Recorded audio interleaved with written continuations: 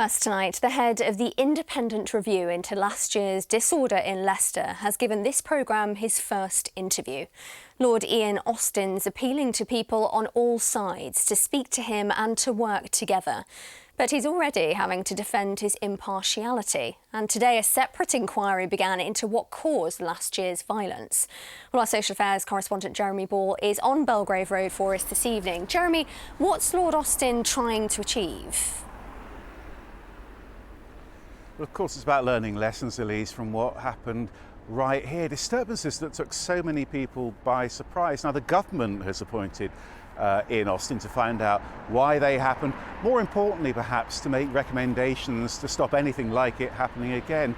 And you will remember these scenes on Belgrave Road right here a year ago today, after police had to separate groups of mainly Hindu and Muslim young men. Now, the most serious violence lasted for less than 24 hours, but it was so challenging to Leicester's reputation as a city where different communities live together in harmony.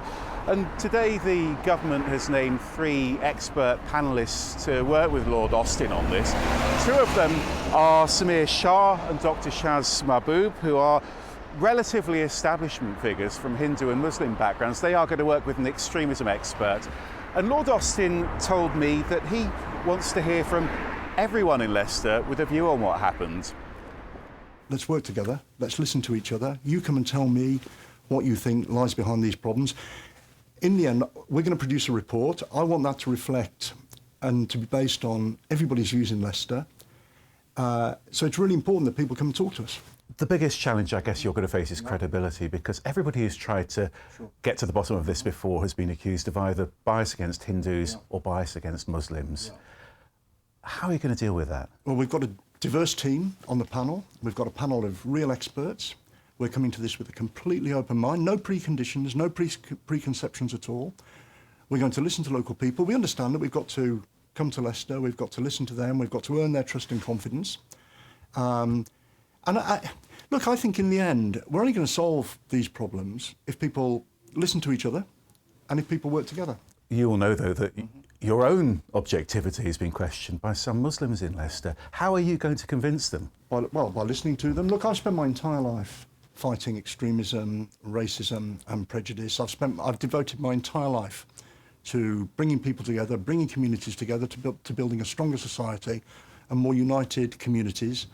And I hope that, that's the approach that I want to bring to this inquiry, and that's the basis on which we're going to be listening to people in Leicester.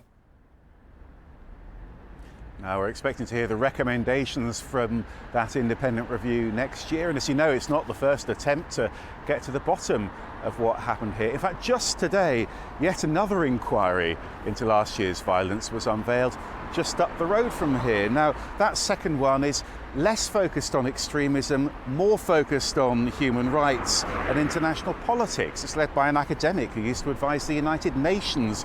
And so we asked him whether he's simply duplicating what Lord Austin's doing. Our predisposition is for ample cooperation, while at the same time retaining our independence. If that means that we come to separate or different conclusions, we are confident that they're not going to be so conflicting that they paralyze the possibility of steps in the right direction in the future. So Professor Mendes is essentially going to be working in parallel with Lord Ian Austin's official review. The hope is that will give everyone in this part of Leicester some clear solutions. I think there is an obvious danger too. What if they reach different conclusions? Is everybody simply going to choose the findings that suit their own narrative? And if that happens, well, does that search for solutions go straight back to square one?